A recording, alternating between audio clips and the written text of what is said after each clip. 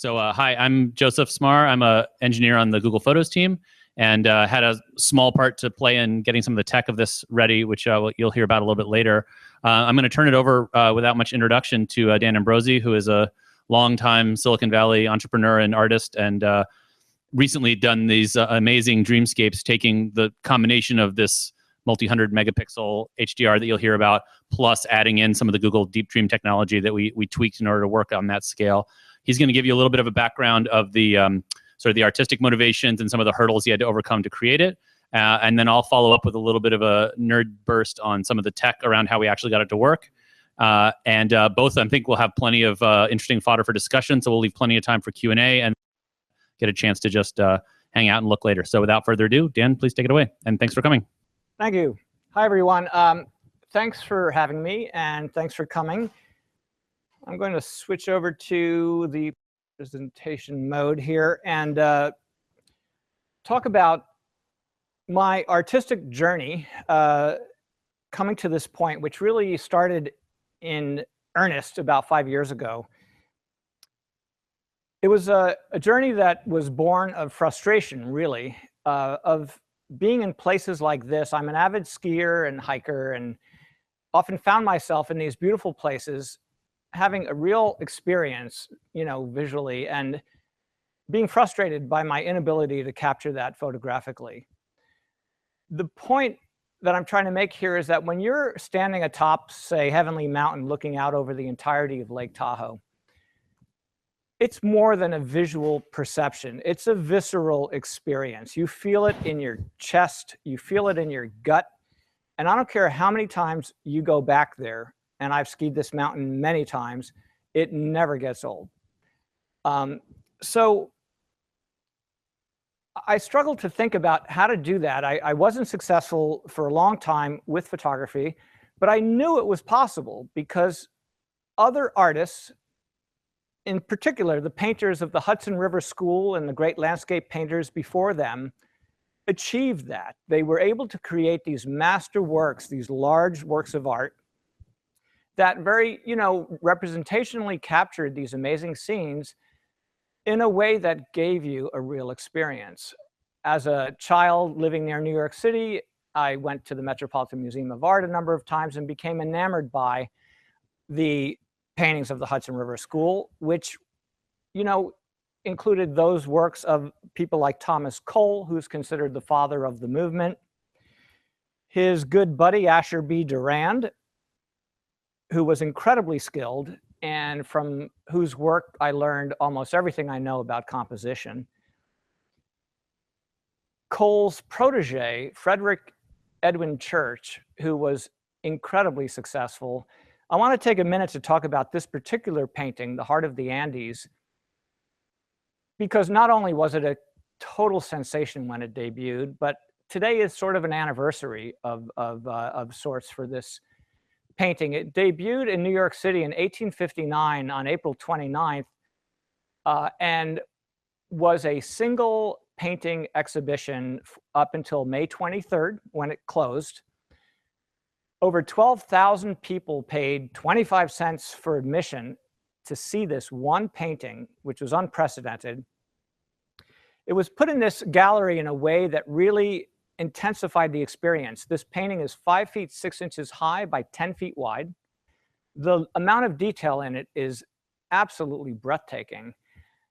And people they would just wax poetic about this like you can't believe. There's let's see if I can find this real quick, a passage that was written at the time by a contemporary who wrote, "Women felt faint. Both men and women succumbed to the dizzying combination of terror and vertigo that they recognize as the sublime. Many of them will later describe a sensation of becoming immersed in or absorbed by this painting, whose dimensions, presentation, and subject matter speak of the divine power of nature." This painting made Church a wealthy man. It went on to be exhibited in London and then 6 other US cities. The painting was widely acclaimed. Poetry was written in its honor. A composer dedicated a piece to it. Mark Twain wrote about it.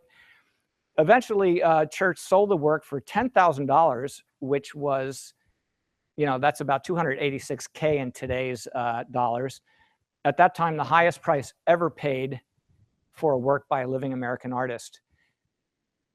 My point is that depictions of scenes like this can have that kind of effect, that kind of power. And I really wanted to figure out how to do that. Even other painters like Martin Johnson Heade, didn't do necessarily images that were so grand, but his ability to capture the light and the atmospherics, like in this painting called April Showers, it's almost like you can smell the ozone from the fresh rain. I also have to mention that much later, Maxfield Parrish came along, and I was a huge fan of Maxfield Parrish and the vibrancy and detail and lighting that he brought to his landscape work later on. So as I was saying, I knew it could be done. The question is, how could it be done? So I deeply thought about this, and I studied it, and I experimented. And one of the things I found out is that there's a discipline in healthcare design of trying to figure out what sort of art in healthcare environments, hospitals and clinics and whatnot, could make people relax and feel better. And as it turns out, there is really only one kind of art that can do that. Joseph laughed about this quote here, evidence-based design study. What's an evidence-based design study? I mean, you've never heard of an evidence-based scientific study, but in the mushy subjective fields of architecture and interior design and art, it's apparently a rather novel concept of actually testing things and gathering evidence. But this person writes that only viewing representational landscape scenes measurably decreases heart rate, blood pressure, and pain while improving mood. As I take you through my reverse engineering of figuring how to do this stuff, I'll be using my own work that I've captured over the last 3 years to show you, to illustrate that, starting with this scene here. This was captured 2 summers ago in Colorado. This is Nymph Lake in Rocky Mountain National Park. So it turns out it's 4 things that really create what's called the pastoral experience, or generate what some people call healing art. And it's subject matter, composition, technique, and presentation. So let's first talk about subject matter. In a nutshell, again, it's about representational landscapes featuring things like green fields, water scenes, hill and country scenes, sweeping views, coastal views, marshes, farmland, groves of trees, beautiful vistas, sunrises, and sunsets. But that's just the subject matter. It's more than that. Other people have studied this and pointed out, again, around the concepts of healthcare design, that composition plays a very important role. Specifically, immersion, compatibility, and extent. Immersion is achieved by introducing strong foreground elements and wide fields of view. It helps to have a clear, vanishing perspective. This is the quality of the composition that makes you feel present in the scene, or at least makes it feel like you can step into the scene. Compatibility really speaks to the resonance between the natural and the man-made worlds. It turns out that seeing some man-made elements in a representational landscape scene makes people feel safe. It makes them feel that other people are thriving there and they can too.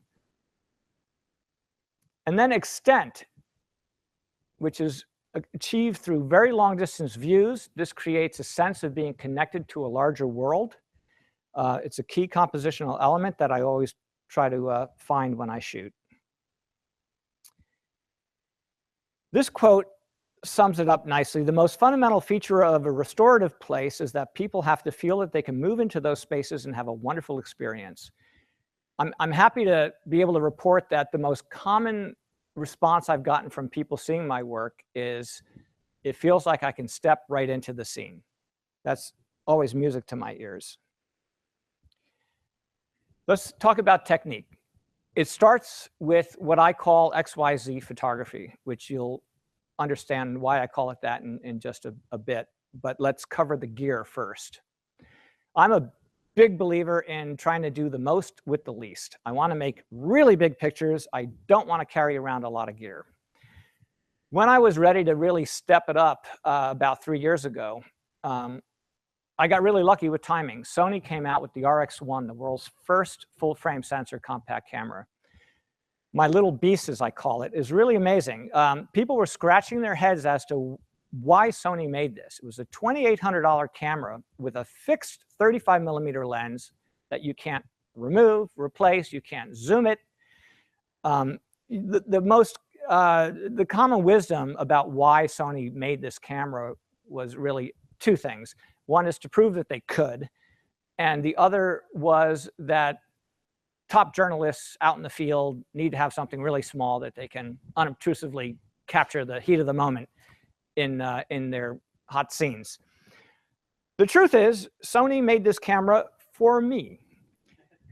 As far as I know, they still don't know that, but it's got everything and nothing more than what I need. It's got a beautiful piece of glass, this 35mm Carl Zeiss lens. It's got a 35mm wide full frame sensor, 24 megapixels, and it does auto exposure bracketing. That's all I need. In addition to that, I've got to have a tripod. This is a small, compact little tripod. And critical is the panoramic tripod head, which I want to talk about for a second. This gets mounted onto the tripod, and you calibrate your camera with this very carefully metered, highly precision piece of equipment, so that you can rotate the camera both vertically and horizontally around the camera's nodal point. The nodal point is that point where the light rays intersect and cross over. The image that hits the sensor is upside down and backwards. If you don't rotate your camera around that point, and by the way, that point can be in outer space, it doesn't have to be inside the camera, then that is the only point where you will have no parallax, and hence no stitching artifacts when it comes time to stitch these scenes together. It's not a hard thing to do to calibrate, but you need to do that. Just standing up there and doing this is not going to quite cut it when you want to do really precise, large pieces. So the interesting thing is, I'll get back to this in a second. This is all I need. I'm lucky enough to live in a couple of really beautiful places, Half Moon Bay, Tahoe City, and soon Park City. And there are a lot of amazing places I can just drive right to without even having to do any hiking. So a lot of times I'll go and shoot with nothing more than this, not even a backpack. I pre-mount everything together, and I literally just put 2 fingers underneath the tripod head and carry this thing on my arm. That's all there is to it. And I can make these giant images. I'm happy to report that after 3.5 years, Sony came out with the successor to the Sony RX1, the Sony RX1 R2, which I've really been excited to purchase, because this practically doubles the resolution of the sensor from 24.3 megapixels to 42.4. That helps me in 2 ways. In one way, it will essentially double, or roughly double, the average size of my panoramas. It's important for me the metric I use is I need to have about 15,000 pixels wide minimum to achieve my goal, which is I want to be able to print my images out at least 8 feet wide and have them be retina display quality at roughly elbow distance. That's about what you need to do. Now, to achieve that with the previous camera, 24 megapixels, I would have to shoot 5 views 30 degrees apart to get to that number. And when you're doing that with the aperture of the camera, you're talking about a scene that's about 180 degrees wide. And let's face it, not all scenes warrant capturing 180 degrees. Now, with this new camera, it'll open up so many more scenes to me that maybe only warrant 3 views wide, closer to 120 degrees, and I can still attain that 15,000 pixel minimum that I like to do to be able to do these large scenes. So really psyched about that. I just picked that up here at Keeble and Shuchat last Thursday. So why do I call it XYZ photography? Because I put this gear together and I capture multiple views horizontally, let's call that X, multiple views vertically, Y, and multiple exposures deep from dark to light, let's call that Z. Now, that's not really Z, it's not depth, but I've been paying the mortgage as a marketing person for the last 22 years. And you know how us marketing guys like to bend the truth a little to suit our purposes. Let's call it XYZ. It's a simple way to explain that I'm capturing a cubic array of photos and then using 3 different software packages to blend the multiple exposures, stitch together the multiple views, and crop and sweeten the final image. And by that, all I really do when it comes to sweetening it is boost the contrast just enough to take the haze out, and that's it.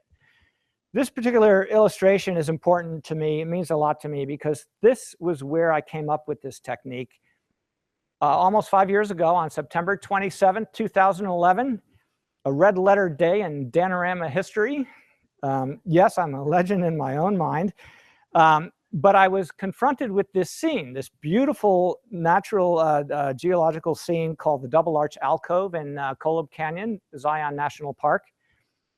And there literally was no other way to capture this scene. I had been experimenting with single row panoramas. I had been experimenting with high dynamic range photography.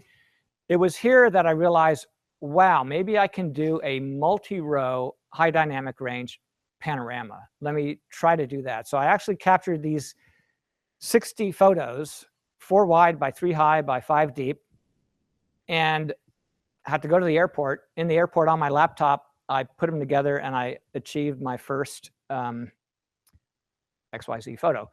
And I knew I was onto something. It turns out, you know, while I may have invented this independently, I was not the first. You find out working in Silicon Valley, that's usually the case. But as far as I can tell, I've done this more than just about anyone else and refined it further. It is a technique that's very simple in principle, but the devil is in the details. And there's a lot of things you have to figure out over time to get these to look right. So I'm not too nervous about sharing my details with everyone else because you've got some work to do to catch up to me. So why is this good? I'm calling these interim results, and the previous slide I called image processing round 1 because all this stuff we're talking about right now is before we get to the DeepDream stuff that's introduced all the interesting detail in these images you see on the side of the room. First and foremost, it creates a scene that's more immersive due to the wide angles, both X and Y.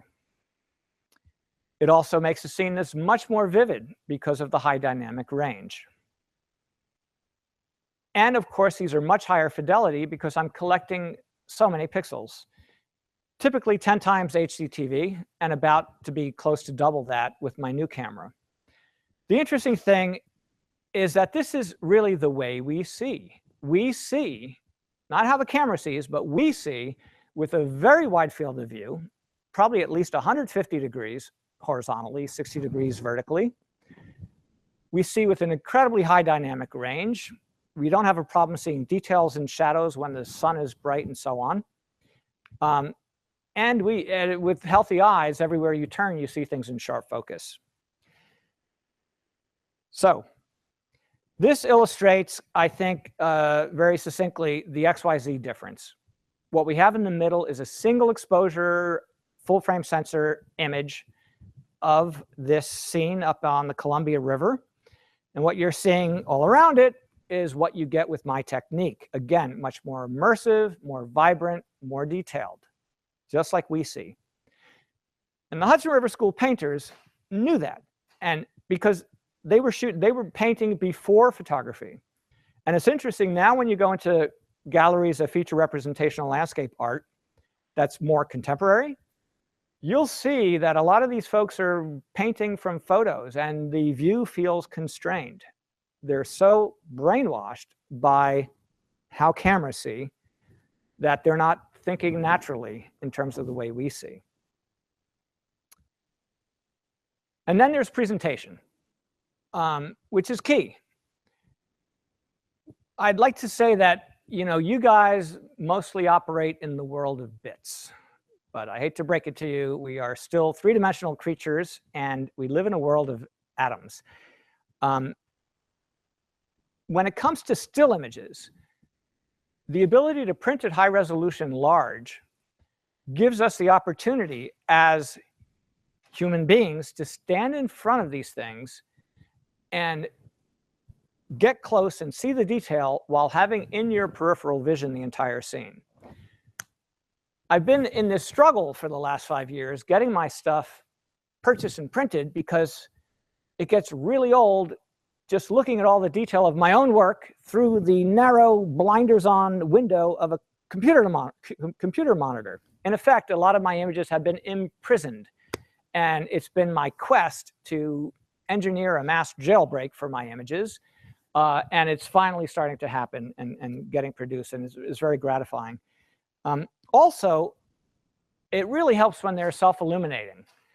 We are creatures of light. I like to think that we are, in fact, essentially bottled light, which is where I came up with the name of my company. When things are backlit like this, even in bright environments, it just punches. We're just so much more attracted to it. And I should also mention that when you're dealing in the world of light boxes, these are boxes, they're containers. The images are interchangeable, especially if you're putting something big on your wall, even 4x8, let alone 8x16. At some point, you may want to change it up, and that's totally possible with this stuff. So, inspiration part 2. Then DeepDream came along. Well, you guys, I'm sure, are well aware that there's been this revolution in computer science in the last 5 years or so in the areas of deep learning and artificial intelligence. Last summer, Google released DeepDream, a visualization tool designed to help understand how neural networks work. And when they had a look at that, they thought it was so cool, from what I understand, that they decided to release it as open source code and let people play with it. And the internet went crazy. It went very viral. You saw headlines like this. A lot of people started hacking up little web apps that would allow you to take your family photos and turn them into psychedelic nightmares, from something like this to something like that. And, when you look at the more popular works that everyone was talking about back then, they were very intriguing. You could see why they got so much attention. It occurred to me that just perhaps this software could be used in a way that would be perhaps a little more subtle. So I actually used one of these web apps and did some low resolution tests on my panoramas and posted this, and using, by the way, effects that were more subtle, not higher in the layer of neural networks than the deeper levels, like you have in this wooded scene with all the animals in it, the more impressionistic side of what DeepDream offers you. I posted this image in the lower left to Facebook and got a huge response. People loved it.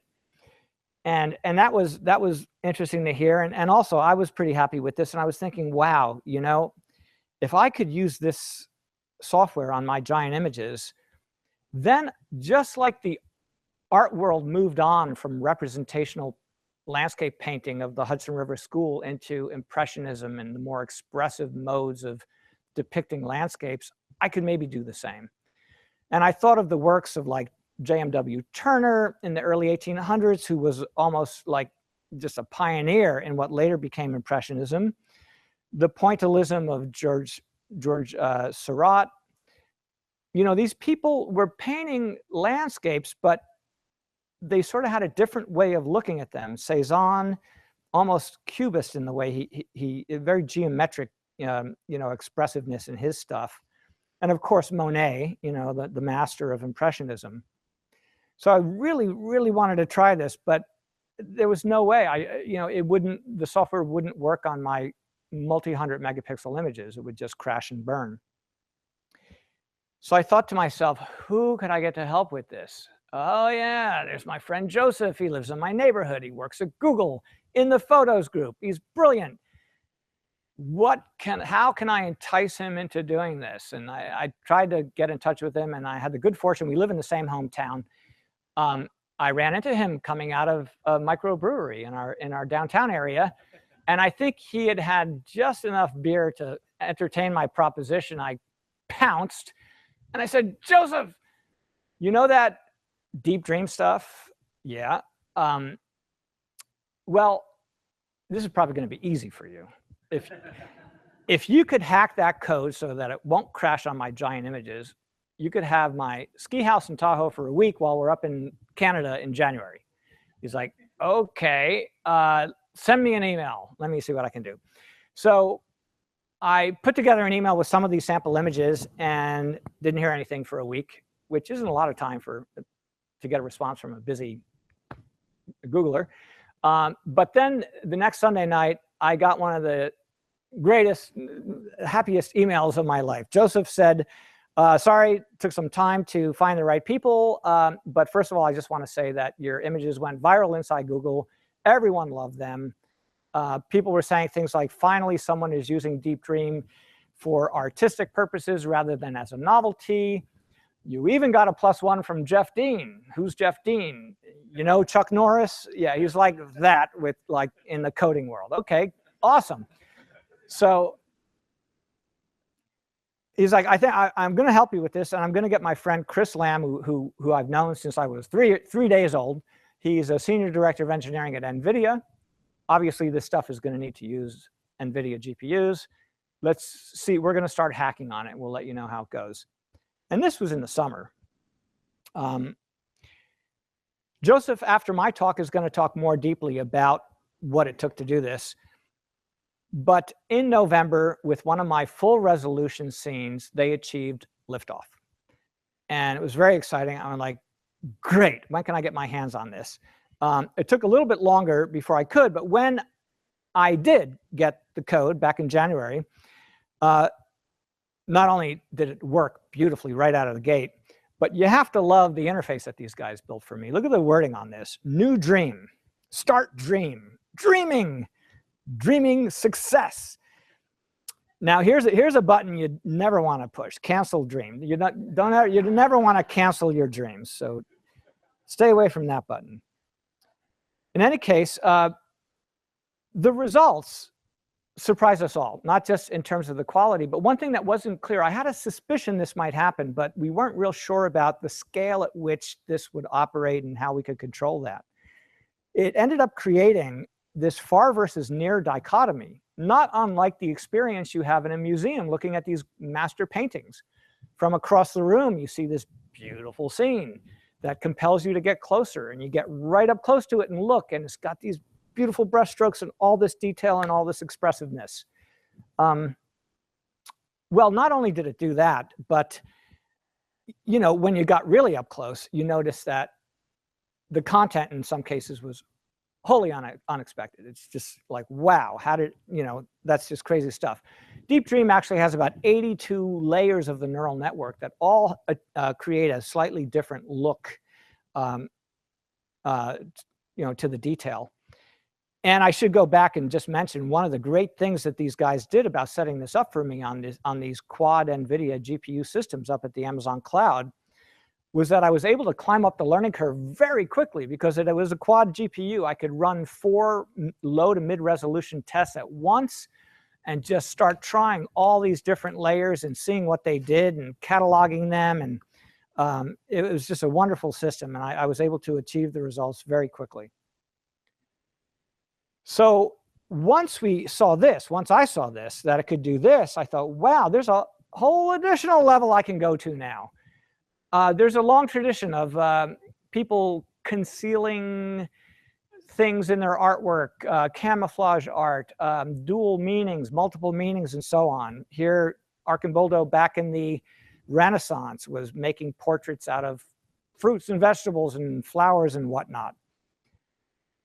Abbott Thayer, turn of the century, the last, 1890, 1900 century, did a lot of experiment with coloration in the natural world and camouflage, and was actually instrumental in getting the British Army to adopt camouflage uniforms for World War I. Salvador Dali, of course, with all his multiple meanings. You know, these are the things that all of a sudden are opening up to me as I think about what could be done with this software. And Bev Doolittle, popular artist who's made an entire career out of hiding things in her images. So what's happened here is that this software, which you can argue in one sense is simply the fourth package in a pipeline of tools that I've been using to put these images together, it's actually so much more than that. Unlike those other tools, DeepDream is so much more powerful, so much more compute intensive and seemingly intelligent in the way it does things, that it's almost like I'm collaborating with an AI now. And it surprises me as much as I surprise it. I don't know if I surprise it. But in any case, you know, in terms of the power, for example, this scene here, the wooded scene, Chris Lamb, our friend at NVIDIA, computed that over the 10 hours it ran on the GPU that it was using, it computed, performed approximately 90 quadrillion floating point operations. 90 quadrillion. That's like, wow. And you can see it when you get up and see that there's like 5,000 animals in that scene. So for those of you at home that can't see these big dreamscapes on the wall, I've chosen 5 of my, I've got 24 of these dreamscapes now in my gallery. I've chosen 5 of my favorite to show you both the full scene and what a 1 square foot detail of that scene looks like when this scene is printed 8 feet high. So here is the aptly named Dream Lake in Rocky Mountain National Park. We're going to zoom in on that little red square there. And there you go. You know, I look at this stuff, not only do I think it's beautiful in what it's done to my images, but it would take a lifetime for someone to paint something like this. It's such an extension of my artistic power. It's really gratifying. This is a Haiute Ranch in Park City, captured at first light about 1.5 years ago. Again, very impressionistic. Up at the higher levels of the network, the effects really look at, the software kind of looks at lines and edges as opposed to, you know, looking for features like eyes and noses and faces and so on. I tend to prefer those effects. But there are instances where going lower in the network makes sense. This is Ithaca Falls on the Cornell University campus where I went to college in the 70s. And I can tell you that it's looked exactly like that a few times back then to me on more than one occasion. This one is a lot of fun. This is Echo Canyon in Zion National Park. Look at what it's done here. It looks as though the Native Americans carved every square inch of this canyon with some sort of hieroglyphic, you know, pattern. It's just fantastic. The Japanese Tea Garden in Golden Gate Park. This is a fun one where the lower levels really are very compatible, I think. If you zoom in real close, if you look real close at these people here in the red and yellow jacket, look what happens to them. They become birds. And it's great how the software sort of, you know, knows that things in the water area should probably be more scaly and amphibious looking. Things in the greenery and the trees and branches should be more bird-like. It's just amazing. Our first opportunity to actually see these at a large scale was digitally. Joseph's father, the illustrious Dr. Larry Smarr, is the director of CALIT-2, the California Institute of Telecommunications and Information Technology, down at UCSD. And they've got a 32-foot wide, 32 display, 32 display? Yeah, I think. Is it that many? 64 megapixel screen. Now, this was really a fun day. We looked at all my work here. And it really, you know, it was the first time we could see that, wow, this pastoral experience really works. It hits you in the chest when you look at this stuff. But this is only 65 megapixels. I'm sorry. My images are anywhere from 100 to a quarter gigapixels and about to be double that. So again, to really get all that detail, you need to print these things. Now, when Chris and Joseph first saw what I had produced, Chris said, you know, we have our annual GPU technology conference coming up in April, and these should be showcased there. You know, I want to get you on the phone with our event person.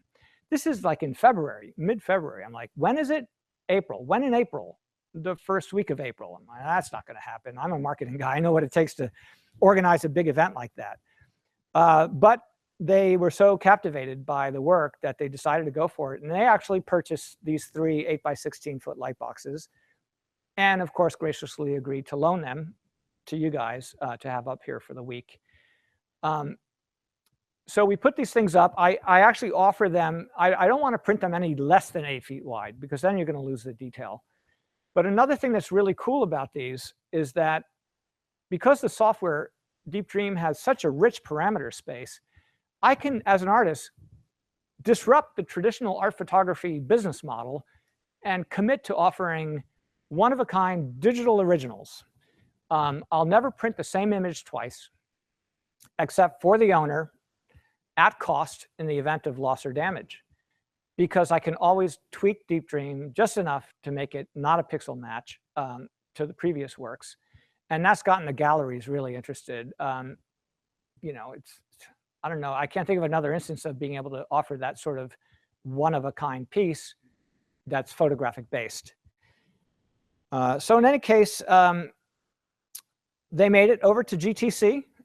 And these are some shots from that experience. It was one of the most gratifying and validating weeks of my life. These were seen by 5,500 attendees from over 50 countries. They were a huge crossover hit. Everyone from security guards to CEOs just fell in love with them. Jaws on the floor, taking selfies, taking videos, taking pictures of me and Joseph in front of them. It was really exciting. We had an interactive hangout discussion that typically you had about 5 to 8 people sitting at these things. Short presentation, a lot of Q&A. We had over 40 people, record crowds. Got some press coverage. I was interviewed and put up on the NVIDIA site. It was a really great week. And then at the end, these things, all 3 of these, get packed down into this little pallet here. This is how they came in. And then now they're on tour, and they've come to Google this week. Joseph asked me to show some pictures of the setup on Friday. This way you can get a little better look of how these things are put together. They're LED edge lit on top and bottom only. As long as you keep to not going any further than 8 feet tall, you won't get a dark band in the middle. They'll look pretty good. Like I said, they pack down very easily. They're very easy to assemble. You put a reflective vinyl backer on the back. These things have what are called, they're called silicone edge graphics. They have a little channel on the front and back, and the fabric is sewn to a strip of silicone that just tucks in there. So it's edge-to-edge graphics. So there we were when they were set up the other night. Again, for the home audience, this is what they look like. And you know, now, like I said, I've gotten a lot of interest from other galleries. I'm now a represented fine artist at a couple of really nice contemporary art galleries, one in Miami, one in Steamboat Springs. Over the next 2 months, I'll be flying back and forth there quite a few times for openings and exhibits. There's a major Art Plus Science event happening in Seattle in October that I'll be participating in. This is a really exciting event. That's the 50th anniversary of a similar show when people first got the idea of doing an art plus technology event that happened in New York back in 1966. So this is an exciting event. You should look into it. It's called 9E2. Go to 9e2seattle.org. It's sponsored by some very well-known companies such as Google and Facebook and Adobe and so on. Thank you. So now Joseph is going to come up and join me here and talk a little bit about the tech. I'm going to go to present camera, and hopefully that works. So what do you guys think? Thank you. I'll be brief, but just to maybe anticipate some of the Q&A, which we can go as geeky or artistic or back and forth as you guys want. This is really for you. But once I stumbled out of the fine establishment that Dan referenced with a little bit more detail than I was expecting to talk about working together on this. It seemed like a cool technical idea to see how you could scale these algorithms up. And I didn't have any particular familiarity with graphics code or with this particular library, but I figured, hey, I'm a smart engineer. I can figure this out. And it was cool because it was, just up on GitHub, kind of Python source. And actually, the people who built it are at Google. And so once or twice I pinged on, the internal Google Plus and said, hey, what do you think about this or that? And they were actually super helpful with giving me tips and pointers. So that was really nice. And the first thing was just, it was interesting for me to understand this. So I thought it might be useful for you guys to know. The way these neural networks work is you feed in the pixels, and so it's actually trained on a fixed pixel size, which is about 224 pixels on a side. So when if in Google Photos you're trying to have it recognize a dog or a cat or whatever, they scale the images down really small so that they're all the exact same size, and that way, literally, each pixel gets wired up to one of the neurons, and the rest of the algorithm just flows. And the idea is then you sort of get a scale invariance, right? And so it just sort of learns the features, but it's actually not a lot of resolution if you think about it, right? Compared to what you see normally. I mean, even normal camera phone images are many megapixels at this point. So obviously that doesn't work from a visualization perspective because anything you do to the image is if it's 224 by 224, you've lost all the size of it, right? And if you try to put the giant image through, it just doesn't really work. So what you end up having to do is a combination of scaling it up and down and then taking little tiles of it and running on each little tile and then stitching the whole thing back together. And in order to avoid any kind of mosaicing, what you end up doing is you compute based on the size of the image and the size of the 224, how many rows and columns you're going to have to do, and then you jitter each one randomly, and you just run multiple iterations at each level, and that way the whole thing kind of gets covered and blended together, and it wraps the image around the edges as necessary, so that you always have full pixels that you're working with. And so once we could get it to do that and get it to not, the GPU does the actual evaluation of the network, but it's only got a certain amount of memory on the device, and so you have to feed it in sizes that the GPU can get filled up, but not run out of memory, and otherwise it'll just crash. So that took a little bit of figuring out to get working. And then the next problem that was only obvious in retrospect is the amount of just RAM that you need to run this, because these images are a few hundred megapixels, but and so I think as a JPEG it's like what, a couple hundred megs, something like that. Right. Yeah. So I was like, how bad can that be? But of course, when you're operating on the image in a neural network, you're not operating on the compressed JPEG, right? You actually have to blow it up so that every single pixel is a full RGB of which is sort of maybe 24 or 32 bits times 3, right? So it's order of magnitude larger representation of the image when it's uncompressed and actually being dreamed on, and then the way the algorithms were written, there actually wasn't a lot of attention given to minimizing memory copies. And so there were a lot of times where internally the entire image would get copied as a result of, how you guys are introducing this, where you hand it off to a routine and it makes a copy and returns it back, that kind of thing. And so even with the biggest, beefiest Amazon instance we could get, by the way, I should apologize, we didn't do this on Google Compute, Google Cloud, because they don't have instances of GPUs yet, maybe, I don't know. But as it was, if you wanted to get an instance that actually had GPUs, Amazon was sort of the only way to go. Anyway, so even with the very largest instance we could get our hands on, we were actually more limited by the total RAM than we were by the amount of GPUs. And so we just had to do a lot of very careful memory profiling, at each step, and figuring out, how much have we allocated before this line, how much after this line, okay, go into this method and instrument. And, very quickly, we realized where we could make improvements. And of course, a lot of the memory copies are happening at the lower, like a lot of the built-in Python libraries that are just used for image processing and numeric computing or whatever have these in there, and sort of had to go in and figure out how they worked and fix them. But, you just sort of keep turning the crank, and after a while you get to the point where it kind of works. And there's definitely more we could do, but we got to the point where it was running comfortably in these large instances, and so that's sort of where we stopped. And then really, the way, just I don't know how much familiarity you have with the original DeepDream stuff, but so there's a network which is many layers of neurons. Each one, you feed in the output to the next one, and so you can sort of think of it as you start by just looking at patterns in the pixels, and then you look for patterns in the patterns, and then you look for patterns in those patterns, and as you get up, you go more and more abstract. So it's at the higher levels you start to recognize faces and animals and things like that. But that emerges over a series of layers, right? And so you train this network on a bunch of images, and where you know the right answer, and then afterwards you sort of wonder, like, well, what did it learn, right? It's basically just a whole bunch of numbers, and it's pretty opaque. And so where DeepDream actually came from was an attempt internally to visualize and understand where these, what these networks have actually learned.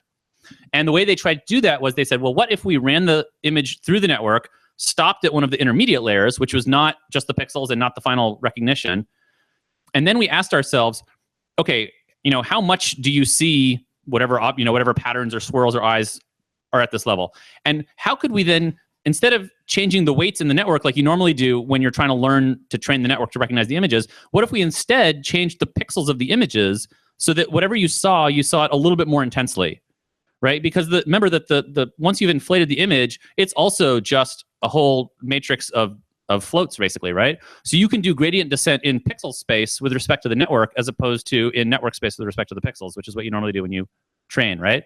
And so that's where the hallucinations come from, because you basically say, I think of it as like, if you ever like stare at clouds and you start to see like animals or something in the cloud, and if you kind of like really focus, you can like see them almost more intensely than they really are, because you're essentially giving top-down, biases to kind of help push your visual system in that direction. That's essentially what we're doing. We're sort of saying, tell me what you see here. Now, how can I make you see it a little bit more? And then you feed that back in iteratively, and now what about this? What about this? What about this? And so one of the parameters is not just what layer are you expressing, but then how deeply are you expressing that? And that, and combined with how much you scale up and down the images as you do this, gives you kind of the different scale effects of the features within the pictures. And so what Dan did that I thought was so successful was he's not doing giant scale features, because it's so many pixels that even when you scale it up and down a lot, you're still talking about a fairly small swath, right? Like the number of pixels in any given few inch square is still quite a lot. And so he's able to, and then he's, if it's not obvious from looking at these pictures, if you haven't gone up close, they have very different effects. And so a lot of the artistry was just figuring out which layers and which settings work well for each image. And the nice thing about that is, to some extent, you can fake it on smaller images to kind of figure it out. And of course, you don't really know until you run these big ones, because it takes 10 hours or so to run the big ones. You don't want to just have that be your learning step, right? You want to kind of play around at a smaller scale and then blow them up. But essentially, that was all there was to it. And then, once we got the core code running, we threw a little Django server in front of it with a little Celery queue to handle the stuff async, so you don't have to sit there and wait for the web page to load for 10 hours. And that was, so it was nice. I mean, I just thought, like, this is something that if you guys ever get inspired to sort of hack on stuff like this, it didn't take a PhD in computer graphics or something to work on this. It just required a little bit of, kind of spit and polish and willingness to kind of keep going. And then, it was obviously so worth it once I saw what Dan took the ball and ran with it. I mean, this feels like a time really well spent in retrospect. Anything I think we should add? What he said. Okay. That's all for the prepared remarks. We'll open it up for Q&A now if you want. Also, we'll stick around for another hour or so to chat with you guys as you see the pictures. There's food and beer and drinks and stuff in the back. Help yourself, and thanks for your time. Thank you. And if you want to ask any Q&A here, there's also a mic, or we can also just do it casually afterwards. So I don't know, does anybody have any burning questions that they'd like to ask while running? Yep, please. Do you want to come up to the mic?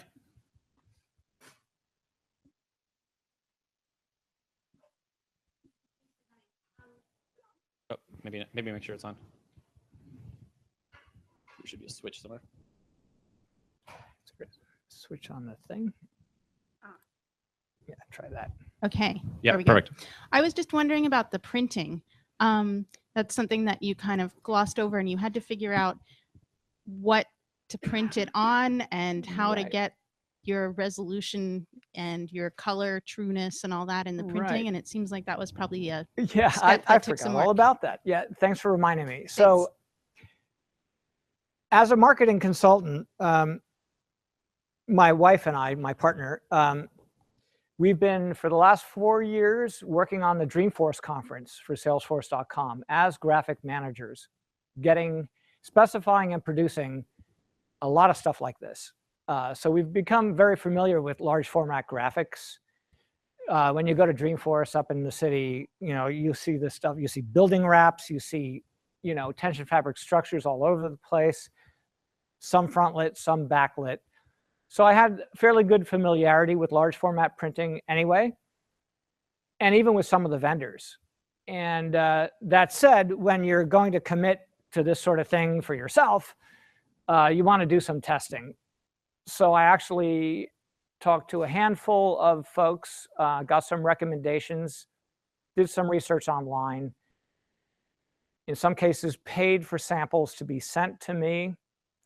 And there was one outfit in Michigan who does a lot of these for high-end retailers that just killed it. They, in every metric, they had the best prices, the best product, the best printing, and the best service, customer service. They're called 40 Visuals, 40 Visuals. They've just been fantastic to work with. Sure. Anybody else? Yeah, I can repeat it. The question is, what's the material that these are printed on? It is fabric. It's you know, what kind of fabric, I'm not sure. It's called premium backlit fabric. You know, again, marketing, right? So I don't know exactly what it is, but they print them on large roll-fed printers. They can go up to 8 feet by, you know, very long lengths. You know, just FYI, I mean, this really blew me away. I found out last year after seeing some really large graphics. Guess what the largest seamless fabric print that can be made on the planet today is? Any guesses? Seamless, seamless. 50 feet high by 150 feet wide. There's one printer in Germany with one printer that can do this, custom built. You know, it's actually 15 meters wide. And there's only one company who also happens to be in Germany that can print that can produce fabric that big seamlessly. A different company, and they can produce these pieces. Yeah, absolutely. The other thing that blew me away, just having seen these only recently once we got them for NVIDIA, is the effective DPI of the fabric is incredibly high, right? I mean, if you go right up to these, it's pretty hard to see pixels. And so to be able to do that at that size is pretty amazing, because if you think about it digitally, it's very hard. Like if you project onto the wall, like what you're seeing, these screens are large, but there's really only a couple of megapixels worth of, you know, image there, if that, right? Right. And even with a 4K projector, it's, I mean, again, this is 250K, right? So there's really no substitute to this kind of thing. But it's kind of amazing that you don't really see the grain of the fabric very much. And in fact, you still get a lot of sharpness. And it's interesting too that it's backlit, so it has to be somewhat light permeable and yet obviously vivid enough as well. So then there must be some devil in the details there. Yeah, I'm glad they figured that out. Yes.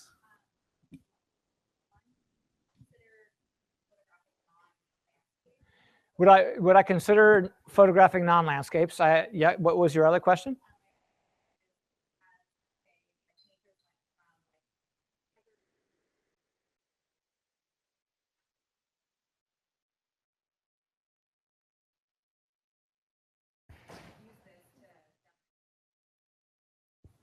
Right.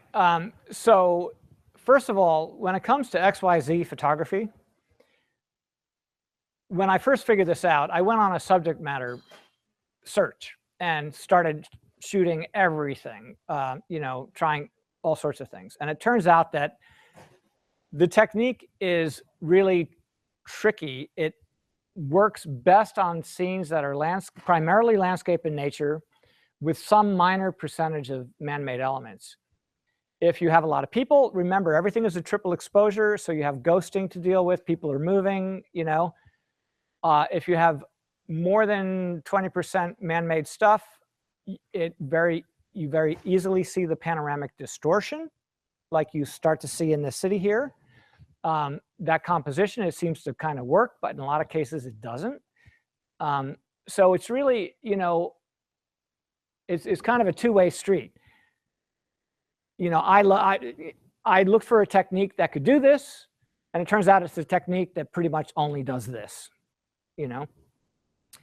As for more surrealistic things, I did do some tests. One of my graphics-oriented friends suggested trying to do multiple layers of dreaming at different scales so that the effect becomes more evident right from the beginning. And as you get closer, you see more and more stuff at a finer detail.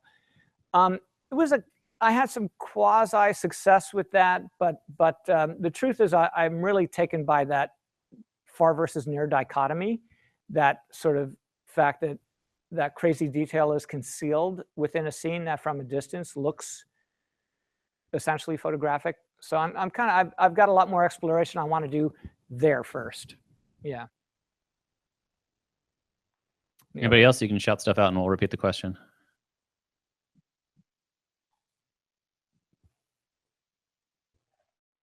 Okay, well, thanks. All right, well, yeah, thanks again, and we'll hang around for a little bit. Thank you.